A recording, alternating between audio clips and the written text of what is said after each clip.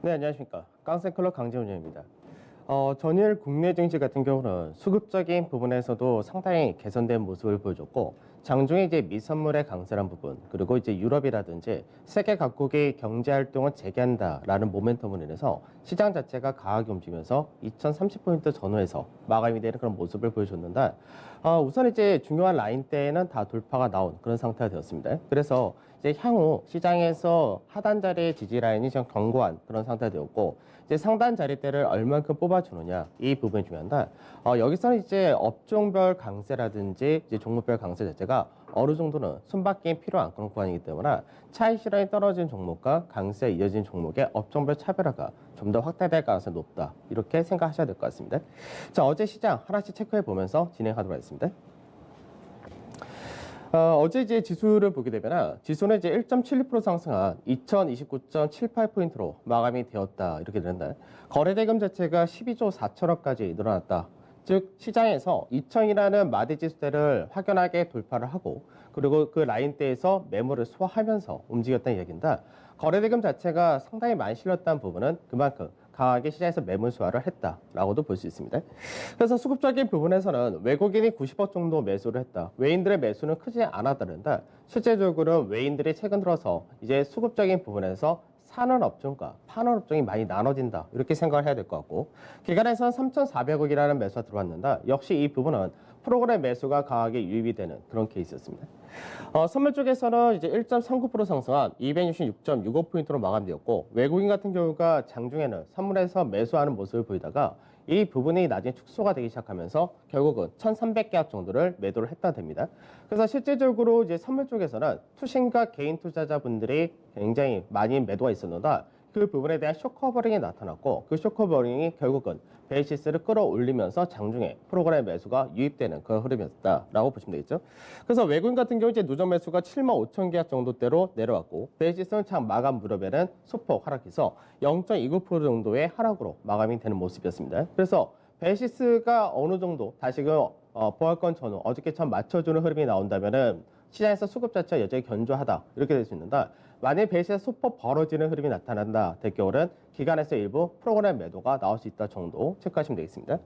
그다음 코스닥도 역시 마찬가지로 동조화가 되면서 이제 고가를 다시금 넘어가는 모습을 보여줬다 됩니다. 그래서 코스닥은 729.12포인트로 마감되고, 거래대금도 여전히 10조라는 이제 10조 전후에서의 많은 거래대금이 이어진다 그런다. 이제 거래소보다는 이제 어저께 같은 경우는 소폭 줄었다 정도가 되죠. 근데 양시장 합치면은 거래대금이 22조가 넘어가는 그런 흐름을 보여준다. 그만큼 시장에서 지금 유동성이 국내에서도 상당히 크다, 이렇게도 볼 수 있는 것이고, 개인들의 매매 비중도 역시 굉장히 크다, 이렇게 볼 수 있을 것 같습니다. 그래서 수급적인 부분에서는 외국인과 기관이 소폭의 300억, 200억 정도의 매도를 했다라고 보시면 되겠죠. 자, 해외 증시 보도록 하죠. 우선 이제 중국 증시 같은 경우도 어제 같은 경우는 1%대 강세를 나타냈다 됩니다. 우선은 양행가 끝난 다음에 여러 가지 이제 인프라 관련된 내용이라든지 부양책 관련된 내용이 추가로 나타나고 있는 그런 상태입니다.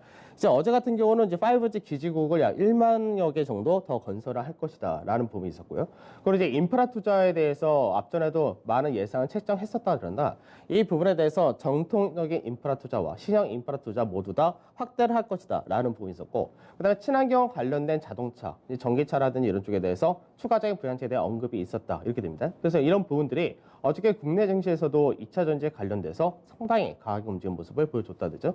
그래서 중국은 1%대 상승 마감이 되었다 되고, 그다음 미증시 같은 경우는 전일 국내 증시에서 미선물을 한 2% 정도 선방을 했던 그런 케이스였는데, 실제적으로 이제 나스닥 같은 경우가 강보합 정도로 마감이 되었고, 다우지수는 2%대 강세로 마감이 되었다 됩니다. 그래서 어떻게 보면은 국내 증시가 선방했던 부분보다는 상승이 못 나왔다 된다. 결과적으로는 이제 여러 가지 업종들의 혼조가 되는 그 모습을 보여줬다 됩니다. 우선은 각국의 경제 활동을 재개한다라는 부분과 이제 뉴욕 증권거래소가 이제 그동안 폐쇄가 되었던 상태에서 이제 다시금 열었다라는 부분이 호재로 작용이 된 그런 모습이었죠. 그래서 장중에는 상승을 전체적으로 강하게 나타내다가 이제 서서히 좀 축소되는 그런 모습을 보여줬는데, 결국 이제 트럼프 대통령이 이제 중국에 대해서 또다시 약간 불편한 심기를 나타냈다, 이런 부분이 미중 간의 갈등 우려가 아직까지 이어진다, 이렇게 볼 수 있겠죠.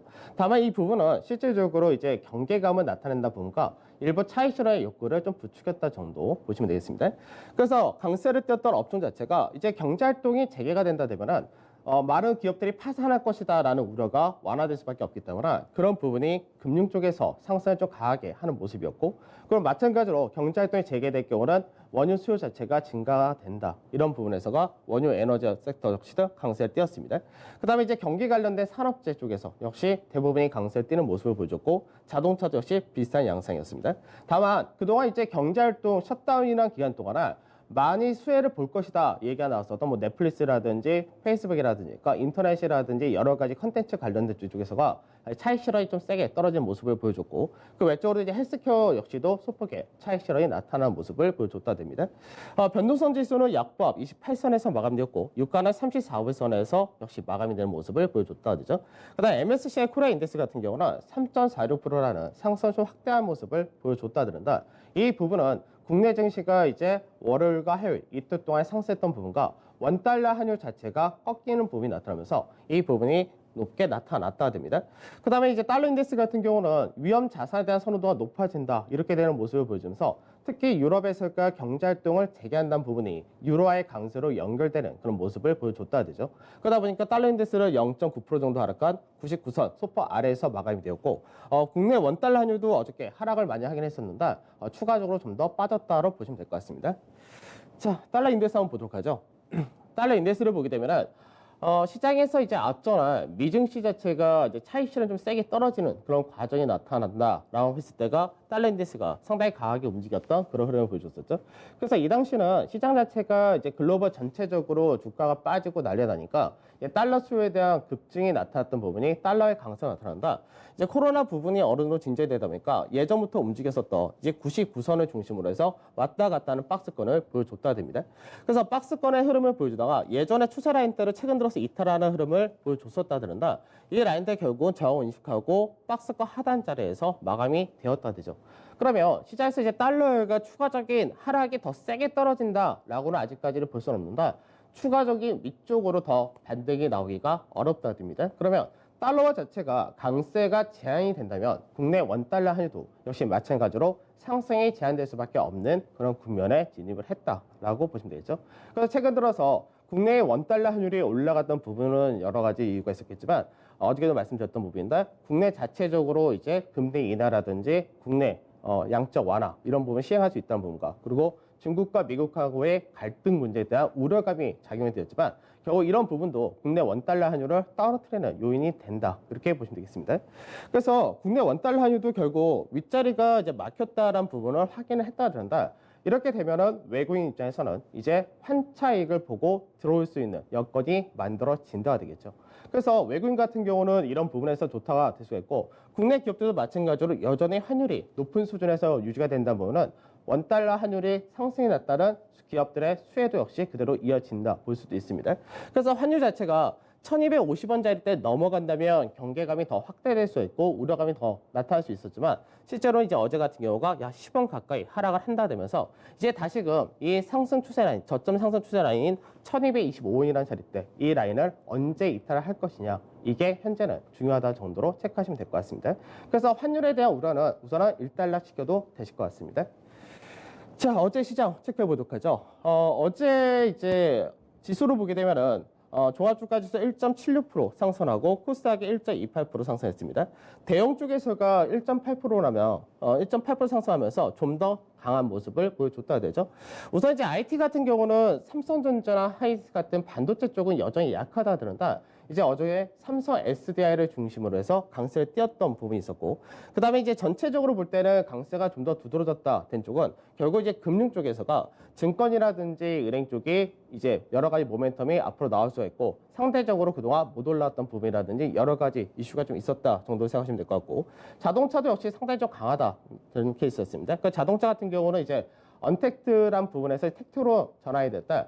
이제 시장에서 유럽이나 이런 데서는 대중교통 이용하지 말라는 이야기를 하고 있는데 이 부분이 실제적으로 6월달 차량 판매가 얼만큼 개선될지를 좀 체크를 하셔야 될 것 같은데 실제로는 좀 괜찮아지지 않을까 그렇게 전망이 됩니다. 그 다음에 이제 정유화학 쪽에서가 가장 강한 흐름을 보여줬다 되죠. 그래서 정유화학에서는 2차 전지와 그리고 정유주들 이런 쪽이 다 강세에 뛰는 모습을 보여줬고요. 철강이라든지 조선, 건설, 항공까지 해서 산업재 역시 전반적으로 강한 모습을 보여줬다가 됩니다. 반면에 이제 언택트 관련 쪽이라고 할 수 있고 내수 관련이라 할 수 있는 쪽에서는 상대적으로 좀 약한 모습을 보여줬다가 되죠. 그래서 이제 음식료 같은 경우는 차익 실현이 좀 더 강하게 나타난 모습이었고, 특히 이제 서비스 업종에서 인터넷 관련된 네이버라든지 카카오 그리고 NC소프트 이런 쪽에서가 언택트 수혜주다 하면서 언택트라는 이 이야기가 계속 나오는 시장에서 주도주로서 강세를 상당히 많이 띄었었는데, 외국인과 기관의 차익 실현이 굉장히 강하게 나타났다가 되더라도 실제로 하락이 크게 떨어지지 않았다 정도로 마감이 되었습니다. 자, 수급을 보도록 하죠. 수급을 보면 우선 외국인 같은 경우와 기관 거의 다 매수하는 쪽이 거의 비슷했다 이렇게 볼 수 있는데, 우선 이제 LG화학이라든지 삼성 SDI 같은 이제 2차 전지 관련해서 동반 매수가 강하게 들어온 모습을 보여줬다 됩니다. 그 외적으로 S올 같은 정유주도 역시 들어온 모습이었고, 그다음에 KB금융 그리고 뭐 하나금융 같은 금융주, 은행주에 대해서 역시 동반 매수. 그 외적으로가 이제 현대건설이라든지 대림산업 같은 건설주 역시도 동반 매수가 들어오고, 포스코라든지 이런 쪽도 매수가 들어오면서 전체적으로 2차 전지와 경기 민감 관련된 금융, 건설 이런 쪽 고르게 들어왔다가 됩니다. 반면에 이제 매도가 나왔다라는 쪽에서는 네이버가 이제 가장 많은 매도가 외국인들이 나타냈다는데, 외인들이 이제 어제 850억 정도 매도를 하면서 최근 들어서 네이버에 대해서는 계속해서 차익 실현을 떨어뜨리는 모습을 보여준다가 됩니다. 다만 시장에서 개인들이 이 부분을 다 받아가는 모습을 보여주는데, 시장에서 모멘텀이 약간은 약해질 수밖에 없는 구간이기 때문에 차익 실현은 좀 더 이어질 가능성이 높다고 보셔야 될 것 같습니다. 그다음 삼성전자도 여전히 매도를 나타내고 있지만 규모 자체는 크지 않았다 되고, 에코프로벤 같은 경우도 최근 들어서 신고가를 달성하는 모습이었었는데 동반 매도, NC소프트 역시 마찬가지였고, 아모레퍼시픽이라든지 한진칼, 오리온, 시젠 이런 쪽에 대해서 역시 동반 매도 나타난다. 전체적으로 볼 때는 많이 올라간 쪽도 해당이 되고, 그리고 언택트 수혜주다라고 했던 쪽이 주로 차익 실현의 대상이 되었다 보시면 되겠습니다. 자, 기간 보도록 하죠. 기간에서는 이제 삼성전자를 중심으로 해서 가장 많은 매수를 보여줬다 그런다. 실제적으로 이 부분은 기간에서가 현재 프로그램을 중심으로 들어오기 때문에 시총 상위주 대부분이 들어오는 과정을 나타낸다가 됩니다. 그래서 삼성전자를 중심으로 해서 LG화학이라든지 SK이노베이션, S올 같은 2차 전지 관련된 화학과 그리고 정유, 자동차, 현대차, 기아차, 그 다음에 금융 관련된 KB금융, 하나금융 거의 비슷하게 나타나죠. 그래서 대부분이 이제 언택트 피해주다라고도 얘기하고, 최근 들어선 텍트 관련주, 경기 관련주가 된다. 이쪽이 역시 동반 매수와 매수의 대부분을 차지했다가 됩니다. 그 다음에 기간에서는 가장 많이 팔았다 된 쪽이 이제 카카오였는데, 카카오에 대해서 약 1,000억 정도 외국인과 동반 매도를 하는 모습을 보여줬다 됩니다. 그래도 이제 시장에서 강세 떼는 거는 개인들이 그만큼 강하게 산다는 부분이다. 사실 이 부분은 나중에 언택트 관련된 차익 실현 욕구가 더 확대되는 가능성이 나타나게 될 때, 이때 좀 크게 차익 실현이 떨어질 수 있기 때문에 이런 부분 좀 주의를 하셔야 될 것 같습니다. 그 다음에 이제 하이닉스라든지 에코프로비엠 역시 동반 매도 나타난 모습을 보여줬다 되고요. 그 다음에 이제 음식료 관련돼서 하이트 진로라든지 CJ 제이제당 같은 음식료 역시도 최근 들어서 언택트 수혜주로 분류가 됐던 쪽이기 때문에 역시 차익 실현이 떨어졌다 됩니다. 자, 특징주를 좀 보고 가죠. SK이노베이션 한번 보도록 하죠. SK이노베이션 같은 경우는 이제 뭐 가장 대표적인 국내 정유사인데, 실제로 정유사들 같은 경우는 유가가 급락했었기 때문에 상반기 실적은 굉장히 안 좋을 수밖에 없다 됩니다. 근데 이제 하반기 같은 경우는 확연하게 실적이 개선된다 이렇게 전망한다. 올 한 해를 전체적으로 상반기, 하반기 나누게 되면 그러면 실적 자체는 크게 개선될 수가 없다가 됩니다. 다만 시장에서 이제 바닥을 쳤다는 논리로 인해서 강세에 뛰는 부분과, 그리고 이제 2차 전지 사업 역시 영유를 하고 있는 그런 회사이기 때문에 거기에 따라 모멘텀을 받았다 이렇게도 볼 수 있겠죠. 근데 이제 중요한 건 뭐냐면, 최근 들어서 국내 증시에서 이제 강세를 띌 때 중요 라인들을 넘어갈 때마다 대규모의 외국인 또는 기관에서의 매수가 유입이 된다는 부분이 있습니다. 그럼 그 부분이 뭐냐?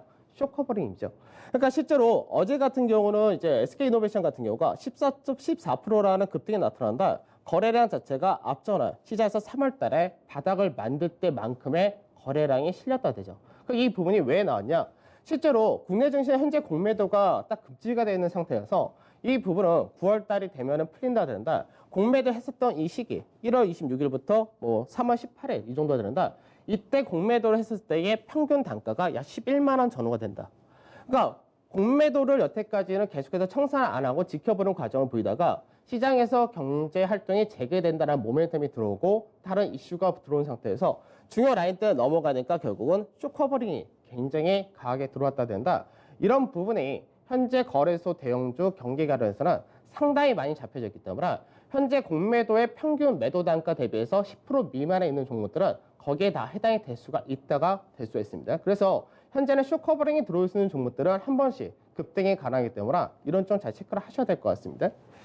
자, GS건설도 보도록 하죠. 그러니까 건설 같은 경우도 이제 시장에서 앞전에도 뭐 똑같은 얘기 해드렸지만 수주 산업이기 때문에 시장에서 실적이나 이런 부분하고는 상관이 없다라고 말씀드렸었는데 시장에서는 역시 경기가는 다 빠졌다 부분과 유가가 급락했다는 부분에서 향후 수주 전망이 불확실하다 이런 요건에서 빠졌다 되죠.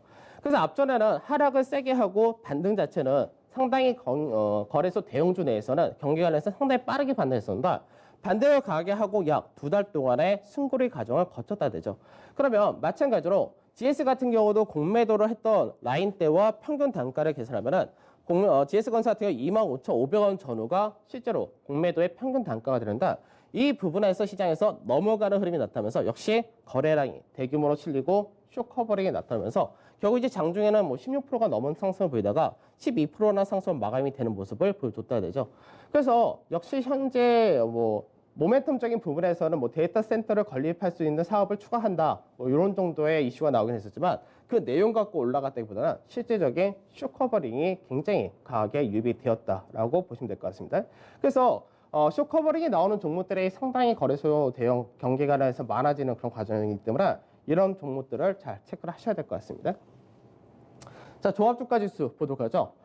주간 차트인데 앞전에 이제 설명했던 부분 똑같습니다. 시장에서 전체적으로 볼 때는 세기형으로 내려왔기 때문에 세기형 돌파가 나올 때는 강한 상승이 동반이 된다. 이 부분이 지난주와 이번 주 연달아서 나타난 그런 케이스가 되었죠. 그래서 이제는 시장에서 중요한 거는 이 라인대를 넘어가서 이제는 박스권을 해기를 했다라는 부분이 중요하다. 박스권 해기를 하면서 이제 지지 라인이 이제 1988포인트 요 정도가 박스권 하단 자리가 됩니다. 그래서 이제는 시장에서 빠진다 했을 때는 1978포인트 정도가 저점이 된다 이렇게 생각을 하셔야 되는 것이고 이제는 윗자리가 열린다 했을 때는 박스권의 중간 마디라든지 상단 이런 자리가 저항으로 인식될 수 있는데 시장에서 6월 만기까지는 시장에서 위쪽 방향이 여전히 무게가 많이 실린다가 되기 때문에 추가적인 강세가 나타날 때 중간에 큰 조정 없이 강세가 꾸준히 이어질 가능성도 높다 됩니다. 그래서 그렇게 될 경우는 2180포인트 전후가 단기 최대 저항자리다라고 생각하시면 되는 거고 나중에 박스권을 돌파하고 소화를 하고 낮에 넘어가는 과정은 거의 하반기 정도 생각하시면 될 것 같습니다. 자, 대형지수도 한번 보도록 하죠. 대형지수 같은 경우는 오히려 상승 마디가 좀 더 안정적이다라고 보십니다. 대형지수는 상대적으로 중소형이라든지 이쪽에 비해서 상승 못했던 그런 부분도 있었고요. 그럼 마찬가지로 박스권 하단 자리 때를 회복하고 지지까지 받아준 그런 모습이라서 대형지수로 볼 때도 마찬가지로 하단 자리가 1945 정도가 될 것이고 상단 자리는 이제 2170포인트 정도 이렇게 된다. 중간에 걸린 자리 좀 없습니다. 거래소 같은 경우는 아까 박스권의 상단 좀 아랫자리에서 추세라인 때 걸린 자리가 있는데 대형 쪽은 그 부분이 없기 때문에 그래서 대형 같은 경우 박스권 상단 자리까지가 열려 있다라고 보시면 되겠습니다. 그래서 이 부분은 아마 6월 만기라든지 6월 달까지가 가능하다 정도로 보이고 아까도 말씀드렸듯이 박스권을 돌파하고 안착하고 마디를 하나 뽑아주고 이런 과정은 하반기에 기대를 하시면 될 것 같습니다. 자, 코스닥도 보도록 하죠. 코스닥은 이제 언택트 관련해서 많이 움직였던 쪽이 있기 때문에 이쪽에서 차익 실현이 떨어질 가능성이 상당히 높다가 될 것 같습니다. 그래서 상단 자리는 여전히 더 갈 수 있는 그림은 동일하다가 되는데 한 차례 정도 차익 실현이 떨어지면서 조정 가능성이 좀 더 높아졌다고 보시면 될 것 같은데 지지라인 이미 추세를 다 넘어가고 나서 지지를 받는 자리이기 때문에 665에서 695 라인 정도의 지지를 받을 수 있다고 생각하시면 될 것 같습니다. 자, 투자 전략 보도록 하죠. 시장에서 이제 하단 자리 때 자체가 뭐 1980 정도만 보시면 될 것 같은데 뭐 중간에 돌발 악재가 나와서 떨어질 수도 있습니다. 다만 그 라인 때 떨어진다 될 경우는 가파른 반등이 재차 나올 수 있는 구조다라고 보시면 될 것 같고 이번 주 전말했었던 2030포인트까지 다 왔습니다. 그래서 여기서 추가적인 강세를 덜 뛸 거냐 이 부분이 남아 있는데 실제로 이제 오늘 같은 경우는 어저께 미증시를 선방했기 때문에 추가적인 강세가 나타나기보다는 어느 정도 바닥다지 형태를 보일 가능성이 높다 정도 이렇게 보이고 목요일과 금요일날 추가적으로 상승 하락 뭐 조정 왔다 갔다 한다면 실제 상승은 오늘 2030이라는 자리대가 이번 주 거의 다 나왔다라고 보시면 될 것 같습니다. 그다음에 코스닥 같은 경우는 마찬가지로 이제 지지라인만 동일하다가 되는 케이스고 상단 자리는 더 나올 수도 있습니다. 왜 그러냐면 코스닥 내에서 시총이 높은 IT 부품이라든지 이런 쪽은 또 거래소와 연동해서 갈 수 있기 때문에 이런 쪽에선 강세 추가로 나올 수 있다가 됩니다. 다만 시장에서 앞서도 말씀드렸듯이 차익 실현 욕구가 발생이 언제든지 가능한 그런 위치에 와 있다는 것과 그리고 6월 달에 들어오면은 정부에서의 뉴딜 정책에 대한 구체적인 부분이 나오기 때문에 그런 부분에 정책 모멘텀을 해서 움직였던 쪽에서 차익 실현이 이제 결과가 나온다고 됐을 때 떨어질 수 있다는 부분은 동일하다가 되겠죠. 여전히 이번 주 국내에서의 금통위가 중요하다라는 부분이 있죠. 그래서 국내 금통위 같은 경우가 인하를 지금 할 것이다라는 쪽이 있고 인하를 하지 않을 것이다라는 쪽으로 약간 팽팽하게 나눠져 있어야 됩니다. 그래서 금리를 이번에 인하를 하면은 추가적으로 금리를 인하를 못한다라는 관점이 들어오게 될 것이고 이번에는 동결을 하게 된다면은 다음번에 할 수가 있다 이렇게 되긴 할 텐데 그 기간 동안 즉 7월 달이라는 그 다음 금통위가 남아있는 기간 동안에 경제 자체가 어느 정도 회복되는 흐름을 보여준다면 추가적인 금리 인하는 역시 없다가 될 수도 있습니다.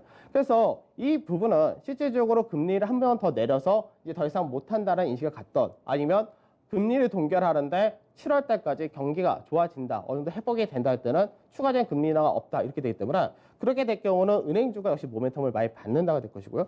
증권 같은 경우는 금리 인하가 됐을 때도 모멘텀 받고 금리가 동결됐을 때는 모멘텀을 추가로 받지 않는다.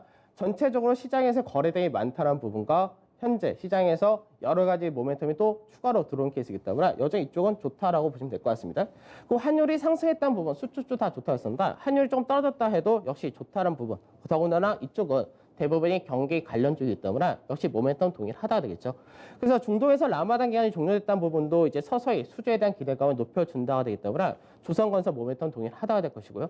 그리고 아까 이제 쇼커버링 관련해서도 말씀드렸는데 쇼커버링 관련해서 전반적으로 대부분이 쇼커버링이 나올 수 있는 위치가 잡혀져 있는 것이 증권업종입니다. 그래서 증권업종 내에 있는 종목들이 대부분이 비슷한 흐름을 보여주는데 대부분의 추가적인 상승이 나온다 되면은 쇼커버링 강하게 들어올 수 있는 구조가 만들어진 업종 정도 체크하시면 될 것 같습니다. 자, 한 주의 반이 이제 벌써 넘어왔는데 이번 주 같은 경우는 이제 강하게 우선 상승폭 마저 다 뽑아줬기 때문에 현재 구간에서 약간 종목별 업종별 이 싸움이 좀 이어질 가능성이 높다는 부분과 그동안 강세를 띄었었던 언택트 주도주 쪽에서가 차익 실현 가능성이 좀 높다는 부분을 주의하시면서 가시면 될 것 같습니다. 저는 내일 찾아뵙도록 하겠습니다. 감사합니다.